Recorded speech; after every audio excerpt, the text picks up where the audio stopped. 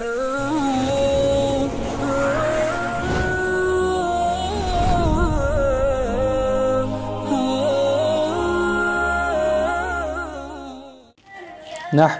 व नुसल्ली अला रसूलिहिल करीम अम्मा बाद फ़अऊज़ु बिल्लाहि मिनश्शैतानिर रजीम बिस्मिल्लाहिर रहमानिर रहीम। रमज़ानुल मुबारक के कोर्स और रमज़ान के फ़ज़ाइल व मसाइल का सबक नंबर आज का 14 है हमारा। इस सबक के अंदर जो चीज़ें हम लोगों ने सीखनी हैं वो सबसे पहली जो चीज़ आज पढ़ेंगे उसमें से वो चीज़ ये है कि सजदा तिलावत। सजदा तिलावत के हवाले से कुछ गलत फ़हमियाँ हम लोगों में पाई जाती हैं, उनका अज़ाला करना है और इसका तरीक़ाकार क्या है वो सीखना है। नंबर 1 पर कुरान करीम के अंदर 14 सजदे मुख्तलिफ़ मकामात पर पाए जाते हैं और इन सजदों को सुनकर या पढ़कर करना वाजिब है। जो इंसान आयात सजदा ख़ुद से पढ़ ले या किसी पढ़ते हुए को सुन ले तो उस पर सजदा करना वाजिब हो जाता है, ये सजदा अदा करना ज़रूरी होता है। अब आपके सामने कुछ चीज़ें मैं रखना चाहता हूँ। नंबर 1 पर अगर सजदा तिलावत आपके सामने किसी ने कोई आयत पढ़ दी या आपने ख़ुद से तिलावत कर ली तो सजदा तिलावत आ जाए तो उसका क्या तरीक़ाकार है, उसकी शराइत क्या हैं। नंबर 1 पर शराइत सजदा तिलावत की वही हैं जो नमाज की शराइत हैं। सजदा तिलावत की जो शराइत हैं वो मैं आपके सामने रख देता हूँ, ये वही हैं जो नमाज की शराइत हैं। नंबर 1 बदन का पाक होना, नंबर 2 कपड़ों का पाक होना, नंबर 3 जगह का पाक होना, नंबर 4 सतर का छुपाया हुआ होना, नंबर 5 किबला रुख होना। और इससे अगली जो चीज़ है कि सजदा तिलावत की जो नीयत है क्या वो मखसूस कुछ अल्फाज हैं, मखसूस कुछ अल्फाज अदा करने से सजदा तिलावत की नीयत होती है। तो उसका जवाब ये है सजदा तिलावत की जो नीयत है वो आप दिल में कर सकते हैं। पहले भी हम पढ़ चुके, नीयत कहते हैं दिल के इरादे को। अगर आपने दिल में ये इरादा कर लिया कि अभी मैंने जो कुरान करीम की आयत तिलावत की वो सजदा आ गया, जो मैंने पढ़ लिया, जो मैंने सुन लिया, मैं उसको अदा कर रहा हूँ, तो आपका सजदा तिलावत अदा हो जाएगा। और इससे अगली चीज़ है कि सजदा तिलावत करने का सही तरीक़ाकार क्या है। तो सजदा तिलावत करने का सही तरीक़ाकार ये है कि सबसे पहले आप तशहुद की शक्ल में बैठ जाएं और अल्लाह अकबर कहते हुए सजदे में चले जाएं। जब आप सजदे में चले जाएंगे तो आप 3 मरतबा या 5 मरतबा इस तस्बीह को पढ़ लें, सुबहान रब्बियल आला, सुबहान रब्बियल आला, सुबहान रब्बियल आला। जब आपने इस तस्बीह को पढ़ लिया 3 दफ़ा या 5 दफ़ा तो आपका सजदा तिलावत अदा हो गया, आपके ज़िम्मे से वाजिब उतर गया। बिल्कुल इसी तरह अगर आप खड़े होकर अल्लाह अकबर कहते हुए सजदे में जाना चाहें तब भी जा सकते हैं, ये तरीक़ाकार भी दुरुस्त है। आप अगर पहले तशहुद में बैठकर सजदे में जाएं तब भी ठीक है। अगर आप खड़े हो जाएं और अल्लाह अकबर कहते हुए सजदे में चले जाएं तो भी ठीक है। दोनों सूरतों में सजदा तिलावत अदा हो जाएगा और ये वाजिब आपके ज़िम्मे से उतर जाएगा। बिल्कुल इसी तरह अगर लाइव मोबाइल पर, टेलीविज़न पर, कंप्यूटर पर, किसी भी चीज़ पर आप लाइव तिलावत सुन रहे हैं, अगर उसमें सजदा तिलावत आ गई, आयात सजदा तिलावत आ गई तो उसको सुनकर सजदा करना भी आप पर वाजिब होगा। लेकिन अगर आपके मोबाइल में पहले से रिकॉर्ड शुदा वो तिलावत मौजूद है, आपके कंप्यूटर में पहले से रिकॉर्ड शुदा तिलावत मौजूद है, आप उस तिलावत को सुन रहे हैं, उसमें सजदे वाली आयत आ गई और आपने सुन ली तो सजदा करना आप पर लाजिम ना होगा। अगर लाइव चल रही तो सजदा करना लाजिम होगा, अगर पहले से वो रिकॉर्डेड चीज़ है तो उस पर सजदा करना लाजिम ना होगा। बिल्कुल इसी तरह अगर बाजमात नमाज अदा की जा रही, अगर इमाम साहब ने कुछ सजदे वाली आयत तिलावत की तो इमाम साहब को चाहिए कि फ़ौरन से सजदा कर ले, इमाम साहब को चाहिए कि फ़ौरन से सजदा कर ले।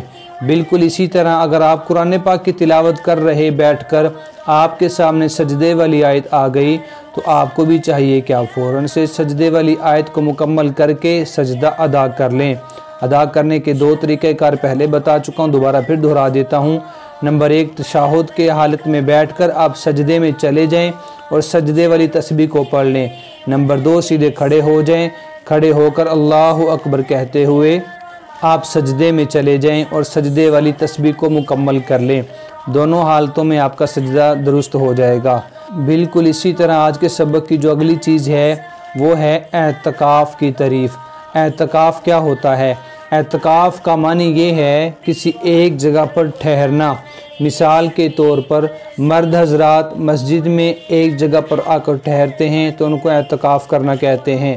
औरतें घर में अपने घर के किसी एक कोने में एक जगह पर बैठती हैं, रमज़ान में एतकाफ़ करती हैं, ठहर जाती हैं, तो उनके ठहरने को भी यही बोला जाता है कि वो एतकाफ़ में बैठी हैं।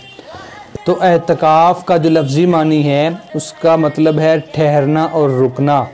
और इसी तरह बिल्कुल एतकाफ़ के हवाले से, क्योंकि रमज़ान का आखिरी अशरा बहुत करीब है हमारे, रमज़ान के आखिरी अशरे में 20वें रोज़े को हमारे यहाँ लोग एतकाफ़ बैठते हैं।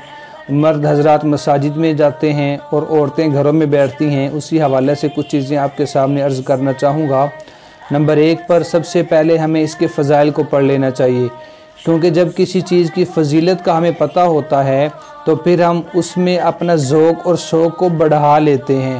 हमारा ज़ौक़ भी बढ़ जाता है, शौक़ भी बढ़ जाता है। लेकिन अगर किसी चीज़ के फ़ायदे का ही हमें पता ना हो तो हम उसकी तरफ ज़्यादा मुतवज्जा नहीं हुआ करते। इस वजह से आपके साथ एक हदीस रख देता हूँ। हज़रत इब्न अब्बास रज़ियल्लाहु तआला अन्हु से मनक़ूल हदीस है कि उन्होंने फ़रमाया कि जो शख्स अल्लाह रब्बुल आलमीन की रज़ा के लिए, जो शख्स अल्लाह रब्बुल आलमीन की रज़ा के लिए एक दिन का एतकाफ़ करता है, अल्लाह रब्बुल आलमीन इस इंसान और जहन्नुम के दरमियान 3 खंदकों का फ़ासला पैदा कर देते हैं। 3 खंदकों का फ़ासला जहन्नम और इस इंसान के दरमियान अल्लाह पैदा करते हैं, और वो भी एक दिन का एतकाफ़ करने पर। सवाल ये पैदा होता है कि 3 खंदकों का फ़ासला कितना होगा? एक खंदक का फ़ासला रूहे ज़मीन से लेकर आसमानों तक का है, ये एक खंदक का फ़ासला है। और जो बंदा एक दिन का एतकाफ़ करेगा उसके लिए क्या खुशखबरी है कि इस इंसान के और जहन्नुम के दरमियान अल्लाह 3 खंदकों का फ़ासला पैदा फरमा देते हैं। और इससे अगली जो चीज़ है आज के लिए कि अगर एतकाफ़ बैठना हो तो कब बैठना चाहिए। अगर सुन्नत एतकाफ़ की बात की जाए जो कि रमज़ानुल मुबारक के मुक़द्दस महीने में बैठा जाता है, तो वो 20वें रोज़े को इफ्तार के वक़्त आप मस्जिद में पहुँच जाएँ। 20वें रोज़े को आप एतकाफ़ के 20वें रोज़े को इफ्तार से पहले पहले आप मस्जिद में पहुँच जाएँ और आपने अपना रोज़ा मस्जिद में जाकर इफ्तार करना है, और आप नीयत भी ग़ुरूब आफ्ताब से पहले कर लें। बिल्कुल इसी तरह अगर आप मगरिब की नमाज़ के बाद 20वें रोज़े को मगरिब की नमाज़ के बाद मस्जिद में आएंगे तो आपका फिर भी सुन्नत एतकाफ़ ना होगा। इस वजह से रमज़ान के आखिरी अशरे का सुन्नत एतकाफ़ अगर करना है तो आपको 20वें रोज़े को मगरिब की नमाज से पहले पहले मस्जिद में दाखिल होना होगा और मस्जिद में जाकर नीयत को भी करना होगा।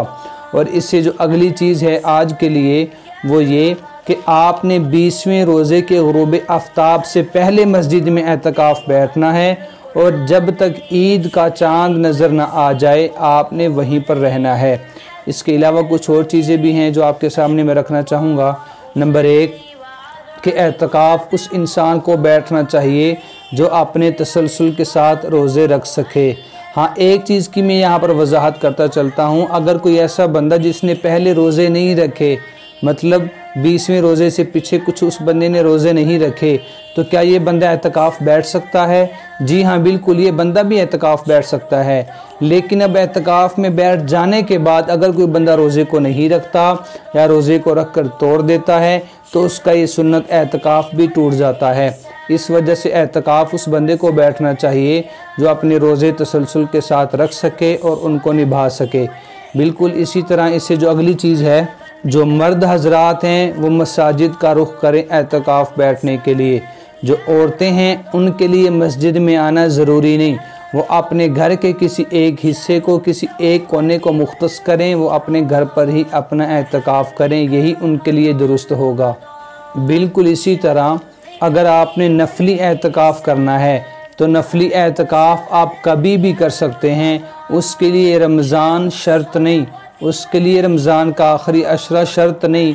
आप जब चाहें नफली एतकाफ़ कर सकते हैं, 1 दिन का भी कर सकते हैं, 2 दिन का, 3 दिन का, या जितना आप चाहें आप नफली एतकाफ़ जब चाहें कर सकते हैं। लेकिन जो सुन्नत एतकाफ़ है, सुन्नत एतकाफ़ की बात की जाए तो वो रमज़ानुल मुबारक के मुक़द्दस महीने के आखिरी अशरे में ही किया जाता है। और इसी हवाले से एक चीज़ और है कि एतकाफ़ करना ये सुन्नत है, फ़र्ज़ है या वाजिब है, तो इसका जवाब समाअत फरमा लीजिएगा। तो रमज़ान के आखिरी अशरे का एतकाफ़ करना सुन्नत है। और इसके अलावा एक और चीज़ है इसके हवाले से जो बड़ी मशहूर है कि क्या ये सुन्नत एतकाफ़ जिसको कहा जाता है ये सुन्नत ही है या फ़र्ज़ वाजिब तो नहीं, तो इसका जवाब ये है ये एतकाफ़ सुन्नत है, लेकिन सुन्नत मुअक्किदा अलल कफ़ाया है, सुन्नत मुअक्किदा अलल कफ़ाया है। अब इसका मतलब क्या है?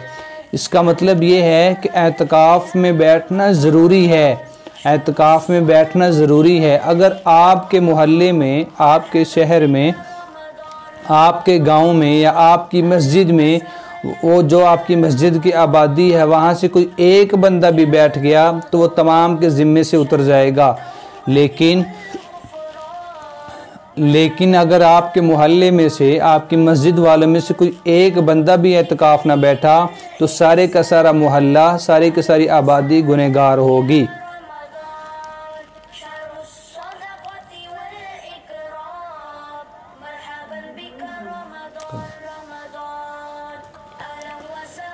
और इसी तरह अगर एक मस्जिद के अंदर 1 से ज़ायद लोग एतकाफ़ बैठना चाहें तो बिल्कुल बैठ सकते हैं और सबको अजर व सवाब अलग अलग दिया जाएगा।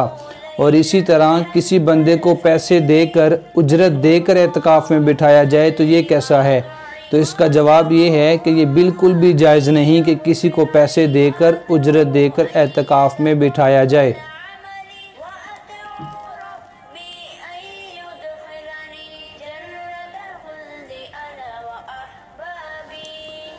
बिल्कुल इसी तरह कुछ और शराइत हैं कि एतकाफ़ बैठने के लिए शराइत हैं कुछ, वो कौन कौन सी हैं समाअत फरमाएँ। नंबर 1 मुसलमान होना, गैर मुस्लिम पर एतकाफ़ बैठना ज़रूरी नहीं। नंबर 1 मुसलमान पर ज़रूरी है कि वो मुसलमान हो और आकिल हो और बालिग हो, ये बंदा ही एतकाफ़ बैठ सकता है। और इसके अलावा नंबर 2 पे मर्द का एतकाफ़ मस्जिद में है और औरत का एतकाफ़ घर में है। नंबर 3 पे है कि मर्द पाक और साफ़ हो, पाक होगा तो एतकाफ़ बैठेगा, अगर नापाकी है तो ये एतकाफ़ में नहीं बैठ सकता। नंबर 4 पे औरत हैज़ और नफास से पाक हो तब भी एतकाफ़ बैठ सकती है। और बिल्कुल आखिरी चीज़ है वो ये कि अगर जिस बंदे ने एतकाफ़ किया था अगर उसका रोज़ा टूट गया, उसने रोज़ा जानबूझकर तोड़ दिया या गलती से टूट गया, अब इसका सुन्नत एतकाफ़ टूट जाएगा।